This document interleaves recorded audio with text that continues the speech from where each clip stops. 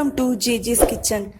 நம்ம சேனல் உங்களுக்கு பிடிச்சிருந்தா சப்ஸ்கிரைப் பண்ணுங்க, பக்கத்தில் உள்ள பெல் ஐக்கானை கிளிக் பண்ணுங்க, லைக் பண்ணுங்க, ஷேர் பண்ணுங்க, கமெண்ட் பண்ணுங்க ஃப்ரெண்ட்ஸ். இன்னைக்கு நம்ம பார்க்க போகிற சுவையான ரெசிபி என்னன்னா பிரியாணியோட சைடிஷ் தான் பார்க்க போகிறோம். இது வந்து திருச்சி ஸ்டைல் மட்டன் தால்ச்சா இல்லைனா மட்டன் சால்னான்னு சொல்லுவாங்க. இந்த ரெசிபி நம்ம மட்டன் பிரியாணியோட சாப்பிடும் பொழுது ரொம்ப சுவையாக இருக்கும்.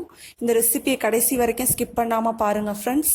இதை வீட்லேயே நம்ம ஈஸியாக செஞ்சிடலாம். அதுக்கு முன்னாடி இதுக்கு தேவையான பொருட்கள் என்னென்னு நம்ம பார்ப்போம்.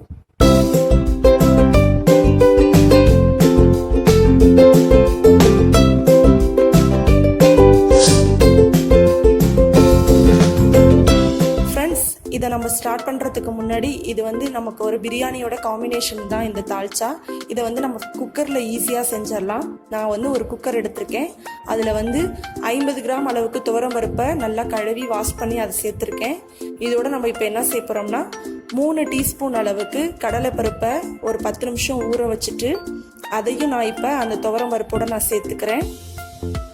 நம்ம இதை குக்கரில் தான் இந்த மட்டனோட சேர்த்து வேக வைக்கிறதுனால இந்த எலும்பு தால்ச்சா வந்து நல்லா டேஸ்ட்டாக இருக்கும்.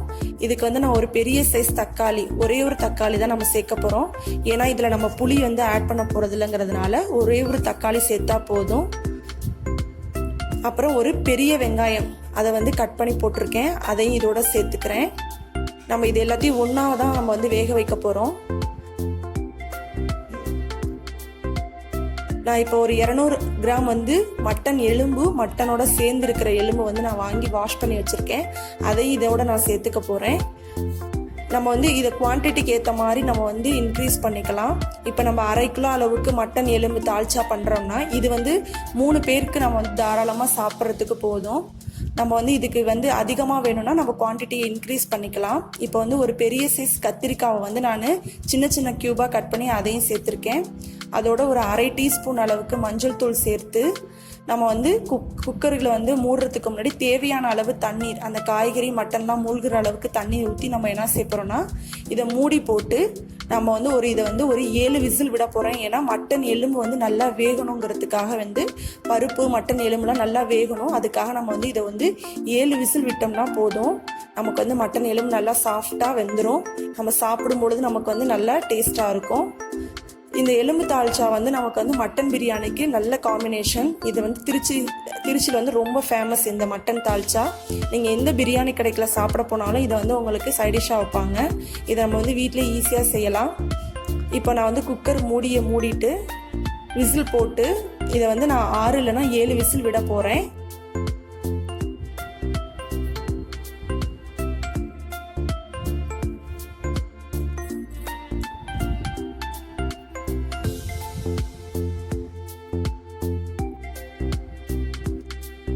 விசில் போட்டுட்டேன். இப்போ வந்து நல்லா விசில் வந்ததுக்கப்புறம் ஸ்டீமர் அடங்கினதுக்கப்புறம் நம்ம இப்போ ஓப்பன் பண்ணிட்டோம். நல்லா வந்து கொலைய வெந்திருக்கு பார்த்தீங்களா. பருப்பு தக்காளிலாம் நல்லா வெந்திருக்கு. அதில் வந்து மட்டன் எலும்போட அதுவும் நல்லா வெந்திருக்கு. இது நல்லா டேஸ்ட்டாக நம்ம ஓப்பன் பண்ண நல்ல அரோமா கிடைக்கும். இப்போ வந்து இதை நம்ம தாளித்து ஊற்ற போகிறோம். அதுக்கு நான் பக்கத்தில் ஒரு கடாயில் 1 ஸ்பூன் அளவுக்கு நல்லெண்ணெய் சேர்த்துருக்கேன். உங்களுக்கு விருப்பமான எந்த எண்ணெய்னாலும் நீங்கள் சேர்த்துக்கலாம்.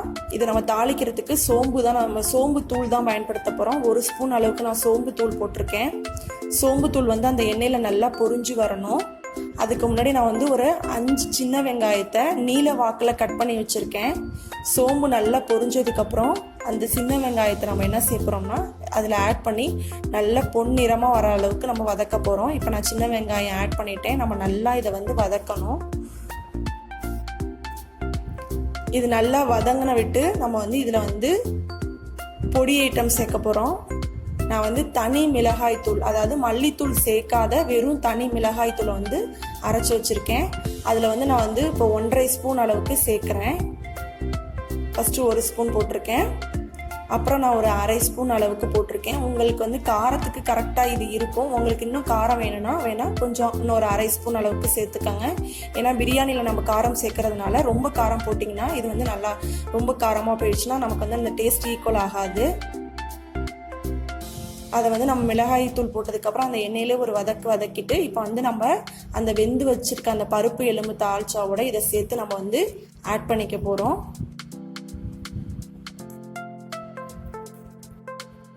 இந்த தால்ச்சாவை நம்ம வந்து பிரியாணிக்கு மட்டும் இல்லாமல் தோசை, அப்புறம் சப்பாத்தி, சாதத்துக்கு கூட நம்ம வந்து இதை சேர்த்து நல்லா நம்ம சாப்பிடலாம். நல்லா டேஸ்ட்டாக இருக்கும்.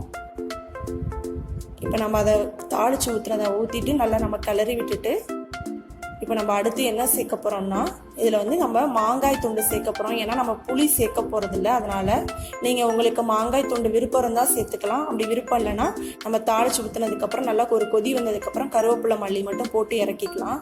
ஆனால் இதில் வந்து ஒரு ஹைலைட் என்னென்னா மாங்காய் போடுவாங்க. ஏன்னா மாங்காய் போட்டால் தான் அதோடைய அந்த குழம்புடைய வாசம் வந்து நல்லா டேஸ்ட்டாக இருக்கும், அந்த தாளிச்சாவோட டேஸ்ட்டு. அதனால் நான் வந்து மாங்காய் போட்டிருக்கேன். மாங்காய் போட்டு நல்லா ஒரு 2 கொதி வந்ததுக்கப்புறம் ஒரு 5 நிமிஷம் அதை வந்து நல்லா நம்ம கொதிக்க விட்டோம்னாவே மாங்காய் நல்லா வெந்துடும். நான் வந்து இப்போ கருவேப்பிலை கொத்தமல்லி வந்து ஆட் பண்ணிக்கிறேன். நல்லா கிளறி விட்டுட்டு இப்போ இந்த சால்னாவுக்கு தேவையான அளவு நம்ம இப்போ உப்பு சேர்த்துக்கலாம். இந்த டைமில் நம்ம காரமும் செக் பண்ணிக்கலாம். காரம் கம்மியாக இருந்தால் நம்ம காரம் கூட சேர்த்துக்கலாம். நான் இப்போ வந்து ஒரு 3/4 ஸ்பூன் அளவுக்கு உப்பு நான் சேர்த்துருக்கேன்.